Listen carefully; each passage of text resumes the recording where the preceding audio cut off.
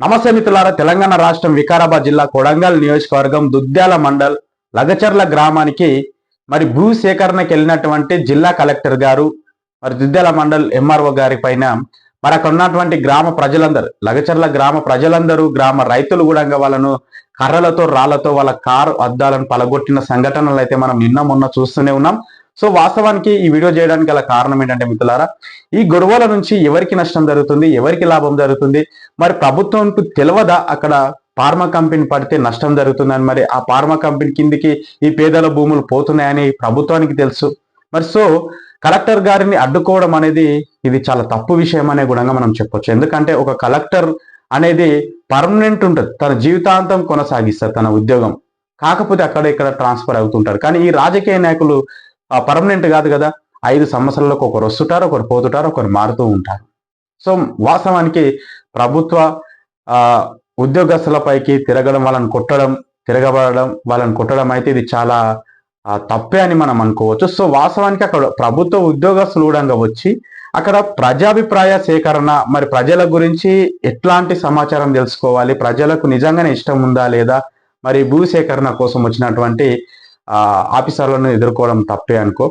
So మిత్రులారా, మనము 2 నెలల క్రితం చూసుకున్నట్టయితే అదే కొడంగల్ నియోజకవర్గంలో ఒక గ్రామంలో మరి గ్రామ ప్రజలందరిపైకి మరి వికారాబాద్ జిల్లా పోలీస్ శాఖ మొత్తం అక్కడనే ఉన్నది, బెటాలియన్లు మొత్తం అక్కడనే ఉన్నాయి. అక్కడున్న ప్రజలను వాళ్ళని లాఠీ చార్జీలు చేసిండ్రు. అసలు ఆ సంఘటన కూడా చాలా విపరీతంగా మారిపోయింది. అంటే ఇంత వ్యతిరేకత వస్తున్న గుణంగా ప్రభుత్వానికి తెలుసు, కానీ ప్రభుత్వం బేకంటాని దీన్ని స్కిప్ చేస్తుంది. ఇప్పుడు ఇంకొకటి వాళ్ళకి దొరికిన అవకాశం ఏంటంటే బీఆర్ఎస్ నాయకులే వెళ్ళి అక్కడ గొడవ పడ్డారు. బీఆర్ఎస్ నాయకుల వల్లనే ఇదంతా ఇంత జరుగుతుందని అంటున్నారు. సో వాస్తవానికి ప్రతిపక్షం పార్టీ ఎప్పుడైనా సరే అధికారంలో ఉన్న పార్టీని డామినేట్ చేయడానికి ప్రతిపక్ష పార్టీ ఎప్పుడు చూస్తూ ఉంటుంది, ఏడ సందు దొరుకుతుందని. సో వాస్తవానికి ఎంత దొరికినా కూడా కమ్సే కమ్ ఇప్పుడు బీఆర్ఎస్ పార్టీ నాయకులు ఒక్కరే వ్యతిరేకిస్తున్నారు అంటే దాన్ని మనం ఏం చేయలేం కదా. అక్కడ బీజేపీ కార్యకర్తలు ఉన్నారు, కాంగ్రెస్ పార్టీ కార్యకర్తలు ఉన్నారు, బీఆర్ఎస్ పార్టీ కార్యకర్తలు, ప్రతి పార్టీ కార్యకర్తలు ఉన్నారు. మరి ఆ ఫార్మా కంపెనీ పోతే మా భూమి పోతుందని ఎంతో మంది బాధితులు కూడా అక్కడ ఉన్నారు. సో వాళ్ళందరికీ నష్టం జరుగుతుంది. మరి రాష్ట్ర ప్రభుత్వం ఆలోచిస్తుందా? ఆలోచిస్తుంది. ఎందుకని?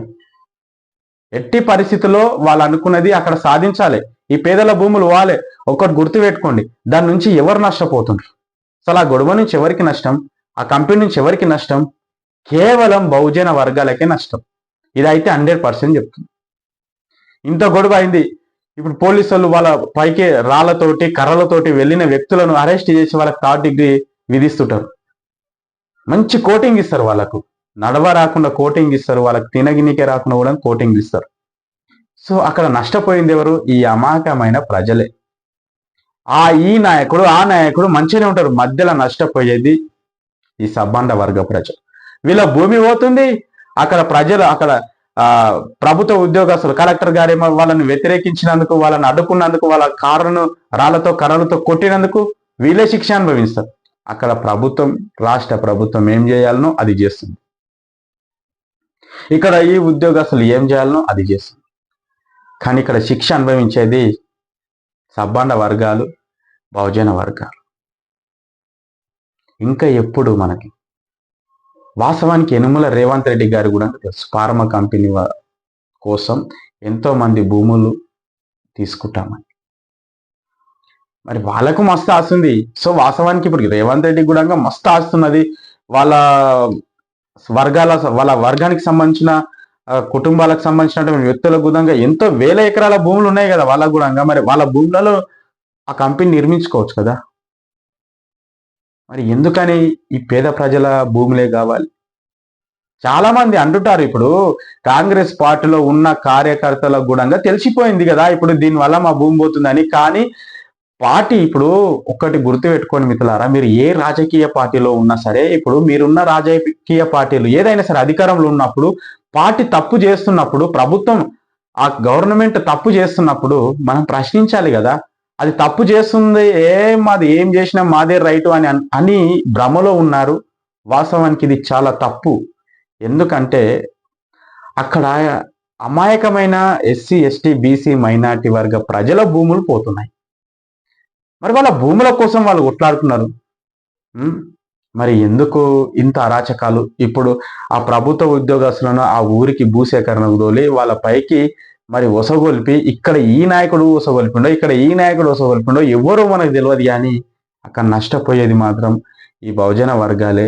దయచేసి ఈ ప్రజలు కూడా ఏది జెన్యున్, ఏది కరెక్ట్, మీకు అక్కడ అన్యాయం జరుగుతుంది, అప్పుడు మీరు ఏం చేయాలంటే పెద్ద పెద్ద నాయకుల దగ్గరికి వెళ్ళి అడగాలి. ఇప్పుడు బేకంటాని కొడంగల్ నియోజకవర్గంలో కుట్రపూరితంగా మరి ఇంటర్నెట్ కలెక్షన్లే బంద్ చేసిందంట. ఎందుకని ఇంత కుట్ర, ఇంత వివక్ష? ఇది మనము ఒక్క పార్టీకి సపోర్ట్ అని, ఇంకో పార్టీకి మనము తొత్తులమని మనం మాట్లాడట్లేదు. జెన్యున్గా మనం మాట్లాడుతున్నాం. అసలు నిజంగా ఏం జరుగుతుంది? ప్రజలే నష్టపోతున్నారు. ప్రజలు ఎంత కొట్లాడుకున్నా, ఎంత గింజుకున్నా కూడా రాష్ట్ర ప్రభుత్వం కానీ, ఇక్కడ ప్రభుత్వ ఉద్యోగస్తులు కానీ వీళ్ళందరూ ఏకమైనప్పుడు వాళ్ళు ఏమైనా చేయొచ్చు. ప్రజలు ఎంత ఎదురు తిరిగితే ఏం చేస్తాం? ఇగో బీఆర్ఎస్ నాయకులు కొట్లాడినారు, బీఆర్ఎస్ నాయకులు చేసినారని చెప్పి బీఆర్ఎస్ అంటని చెప్పి దాని మీద దొరికి అక్కడ దొరుకుతారు. అంటే బీఆర్ఎస్ పార్టీ అధికారంలో ఉన్న కాంగ్రెస్ పార్టీ, అంటే ప్రతిపక్ష పార్టీలను వాడుకొని అధికారంలో ఉన్న పార్టీలు ప్రతిపక్ష పార్టీ ఎట్లయినా కొట్లాడుతుంది కానీ అనుకుంటారు. కానీ అక్కడ నిజంగా ఈ బహుజన వర్గాలకు అన్యాయం జరుగుతుంది. మరి ఎస్సీ ఎస్టీ బీసీ మైనార్టీ వర్గ ప్రజలకు అక్కడ మరి పొలాలు ఉన్నాయి, భూమి ఉంది, ఆ భూమిని ఎన్నో రోజుల నుంచి వాళ్ళు కాపాడుకుంటూ వస్తున్నారు. మరి అలాంటి భూమి పోతుంటే వాళ్ళకు బాధ కదా, అవుతుంది కదా. సో ఇది మిత్రులారా, వాస్తవానికి అక్కడ నష్టపోయేది మాత్రం బహుజన వర్గాలే.